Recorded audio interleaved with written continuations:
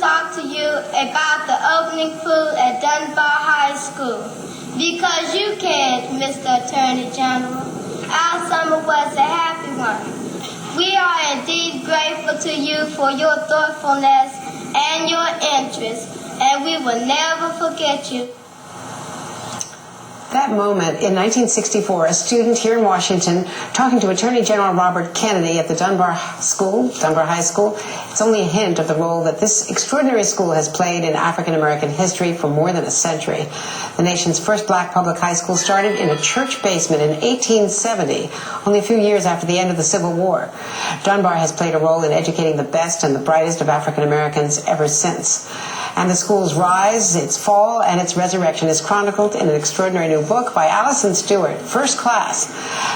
Allison is the daughter of 2 Dunbar High School graduates and joins me now from New York. Allison, it's great to see you. Congratulations. This is an amazing book and a beautiful story, beautifully told. And tell me why, I think I know, but why you wanted to write this history, which is really the history of African American education writ large across the country in this first public black high school. Yeah, you know, I was very concerned that the history of Dunbar High School was going to be lost because so many of the graduates who could tell about the old Dunbar, this elite public high school where the teachers were some of the first to get PhDs and master's degrees and thereby taught the next 2 generations who became the great generations of African Americans. I was worried it was going to get lost because these people were in their 80s and their 90s. So I went around the country looking for them and having them tell me their stories to bear witness to this school. And I knew I was onto something that when I was working here, Andrea, as an anchor, I had written a letter out to Senator Edward Brooke. I wondered, would he ever write me back? When I got off the air one day, there was a voicemail on my voicemail at MSNBC saying, I would love to talk to you about Dunbar. It was instrumental in my career. And as we both know, he was the first black state attorney general as well as the first popularly elected black senator. And in addition to Ed Brooke, whom I knew back in the day, General Benjamin O. Davis, some of the other graduates, Robert Weaver, the first HUD secretary, the first cabinet secretary, the first black cabinet secretary, the first black woman with a doctoral degree was Eva Dykes. And she taught at Dunbar, and she went to Dunbar. And Wesley Brown was the first black graduate of the Naval Academy.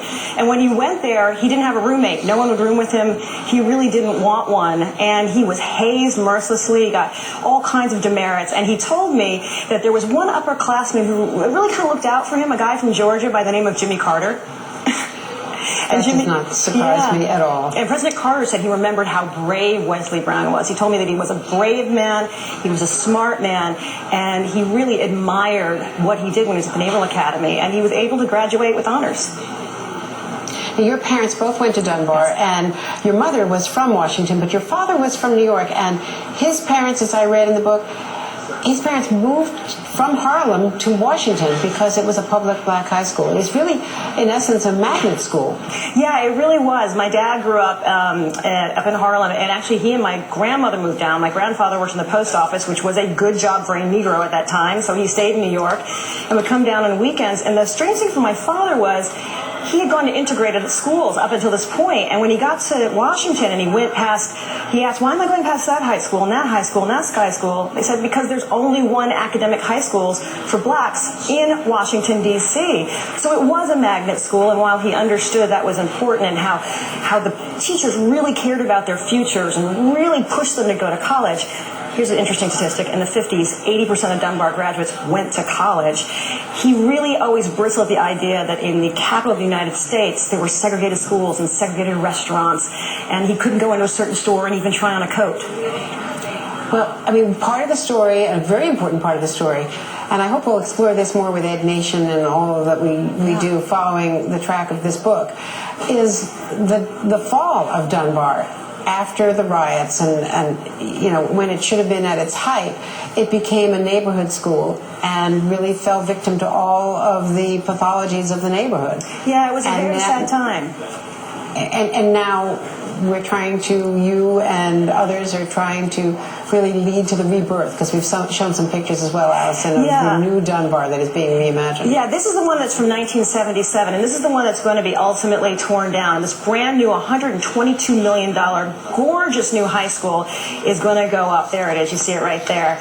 There's always been this sort of the seed of what old Dunbar was, even in the hardest times, but everybody realizes that is a seed that needs to be watered and encouraged to grow again. And I think with this new high school and with this sort of holistic approach where everybody is on board, all the stakeholders, that there's real promise for what the new Dunbar could hold.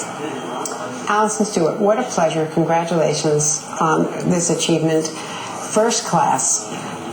The